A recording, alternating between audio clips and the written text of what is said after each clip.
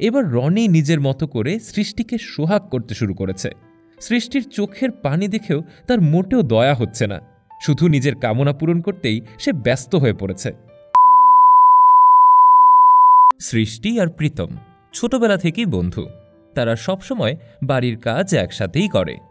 ছোট থেকেই সৃষ্টি যেখানে টিউশন পড়ে, প্রীতম তার সাথে একই জায়গায় টিউশন পড়ে, আর কলেজে উঠেও এর ব্যতিক্রম হয়নি। তারা আজ দুজনে রনি স্যারের বাসায় পড়তে এসেছে। টিচার তখনও রুমে আসেনি। হঠাৎই তারা দুজনে দুষ্টুমি করা শুরু করেছে। কলম নিয়ে কারাকারি করতে গিয়ে হঠাৎই সৃষ্টির বুকে প্রীতমের হাত লেগে যায়। সৃষ্টির লজ্জায় চুপ হয়ে যায়। প্রীতম বুঝতে পারল কাজটা তার একদমই ঠিক হয়নি, কিন্তু তার তো মন মানছে না। তার ইচ্ছা করছে সৃষ্টিকে জড়িয়ে ধরতে। এক পর্যায়ে তাই সে সৃষ্টির হাত ধরে বলল, সৃষ্টি, আমি তোকে অনেক ভালোবাসি, সেই ছোটবেলা থেকেই, কিন্তু কোনোদিন সাহস পাইনি রে।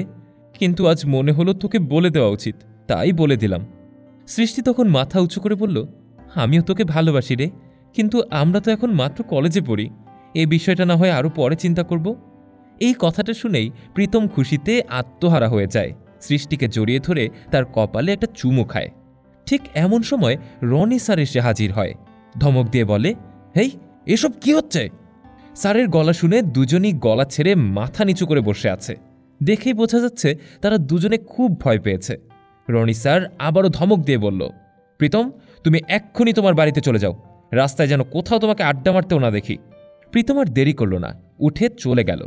স্যার উকি মেরে দেখল প্রীতম চলে গেছে কিনা। যখন বুঝল প্রীতম চলে গেছে, তখন সৃষ্টির দিকে তাকালো। সৃষ্টি এদিকে চুপচাপ বসে আছে, তার শরীর ভয়ে ভিজে গেছে।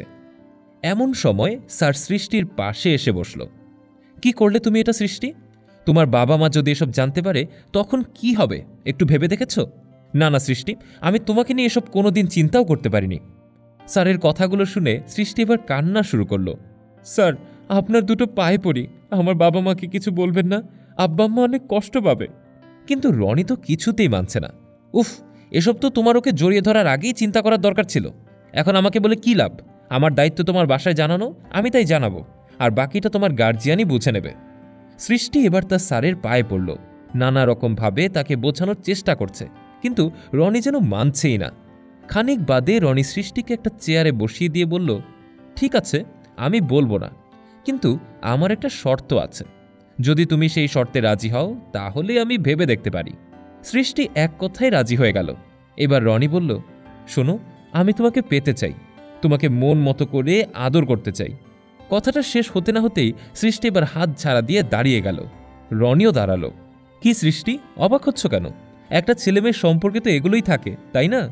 তোমার বাবা মাকে যদি বলি তোমরা প্রেম করছিলে, তারাও কিন্তু এটাই ভেবে নেবে যে তোমাদের মধ্যে এমন কিছু অবশ্যই ছিল। তার থেকে এটা ভালো না যে আমার কাছে তুমি নিজেকে বিলীন করে দাও, আর আমিও আমার মুখটা বন্ধ রাখি? সৃষ্টি আর কোনো উপায় খুঁজে পেল না।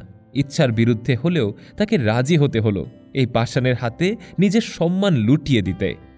এবার রনি নিজের মতো করে সৃষ্টিকে সোহাগ করতে শুরু করেছে। সৃষ্টির চোখের পানি দেখেও তার মোটেও দয়া হচ্ছে না, শুধু নিজের কামনা পূরণ করতেই সে ব্যস্ত হয়ে পড়েছে। প্রীতম এদিকে রাস্তায় হাঁটতে হাঁটতে হঠাৎই থেমে যায়। তার মনে পড়ে সে তো তার নোটগুলো স্যারের বাসায় রেখে এসেছে, তাই সে আবারও ফিরে আসে। কিন্তু এসে যে এমন চিত্র দেখবে তা তো সে কখনো কল্পনাও করেনি। প্রীতম আরও ভালো করে খেয়াল করে দেখল সৃষ্টির চোখে পানি দেখা যাচ্ছে। প্রীতম তৎক্ষণাৎ বুঝতে পারল স্যার নির্ঘাত সৃষ্টিকে জোর করেছে। তাই প্রীতম বুদ্ধি খাটিয়ে পুরো বিষয়টাই ফোনের ক্যামেরায় ভিডিও করে নেয়। পরের দিন রনি সৃষ্টি আসার অপেক্ষায় বসে আছে। সে আজকেও ফন্দি করে রেখেছে, পড়ানো শেষে আজকেও সে সৃষ্টির সর্বনাশ করবে।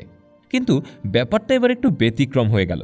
সৃষ্টি প্রীতম এসেছে ঠিকই, তবে তাদের সাথে আরও একজন এসেছে, আর তিনি হলেন সৃষ্টির বাবা। রনি তো তাকে দেখে ঘাবড়ে গেল। সোজা হয়ে দাঁড়িয়ে সালাম দিয়ে বলল, আরে চাচা, আপনি আসতে গেলেন কেন? আমাকে ফোন করতেন, আমি নিজেই আপনার কাছে চলে আসতাম। সৃষ্টির বাবা এবার কঠোর স্বরে বললেন, সেটাই তো করা উচিত ছিল আমার, যাতে তুমি সুযোগ পেয়ে আমার মেয়ের সর্বনাশ বারবার করতে পারো, তাই না? রনির আর বুঝতে বাকি রইল না সৃষ্টির বাবা সব জানতে পেরেছে, কিন্তু কিভাবে? প্রীতমের দিকে চোখ পড়তেই সে প্রীতমকে দোষারোপ করতে শুরু করল। ছি ছি চাচা, কি বলছেন এসব? আপনি মুরব্বী মানুষ, তাই আপনাকে কিছু জানাইনি। আসলে প্রীতম আর সৃষ্টির মধ্যে প্রেম চলছে, আর সেটা আমি জানতে পেরেছিলাম, কিন্তু আমি এটা আপনাকে জানিয়ে নেই, সেজন্য আমাকে ক্ষমা করবেন। আমার ভুল হয়ে গেছে চাচা, আপনাকে অনেক আগেই জানানোর দরকার ছিল। এবার সৃষ্টির বাবা আরও রেগে গেলেন, রক্ত লাল চোখে বললেন, থামুন, আপনার এই বানোয়াট কথা আমি শুনতে চাচ্ছি না। এবার মোবাইল দেখিয়ে বলল, আর দেখুন তো তাহলে এই ভিডিওতে কাকে দেখা যাচ্ছে। রনি এবার বুঝতে পারল তার আর পালানো ছাড়া গতি নেই। সে দৌড়ের চেষ্টা করতেই সৃষ্টির বাবা তার কলার জাপটে ধরেন। এই অজাতের বাচ্চা, আমার মন চাচ্ছে তোর কল্লাটা এক কোপে খাট থেকে নামিয়ে দিই, কিন্তু আইনের কাছে আমার হাতটা বাঁধা। অফিসার, ভেতর আসুন তো, হাজতে নিয়ে একে এমন ধোলাই দিন যাতে আর কোনোদিন এই শয়তান কিছু করতে না পারে। পুলিশ রনিকে ধরে নিয়ে যাচ্ছে। সে বারবার মাফ চাইলেও সৃষ্টির বাবা তাকে ক্ষমা করবেন না। সৃষ্টি এবার তার বাবাকে জড়িয়ে ধরল, আর বাবা প্রীতমকেও কাছে ডাকল। বলল, আমি চাই তোমাদের বন্ধুত্ব আজীবন এমন অটুট থাকুক। উপরওয়ালার কাছে আমারই একটাই চাওয়া। বন্ধুরা, আমাদের এই ভিডিওটি ভালো লাগলে অবশ্যই একটি কমেন্ট, একটি শেয়ার করে জেবি টেলিভিশনের পাশেই থাকবেন। আমাদের চ্যানেলের নতুন নতুন ভিডিও পেতে ফেসবুক পেজটি ফলো করুন এবং আমাদের ইউটিউব চ্যানেলটি সাবস্ক্রাইব করুন।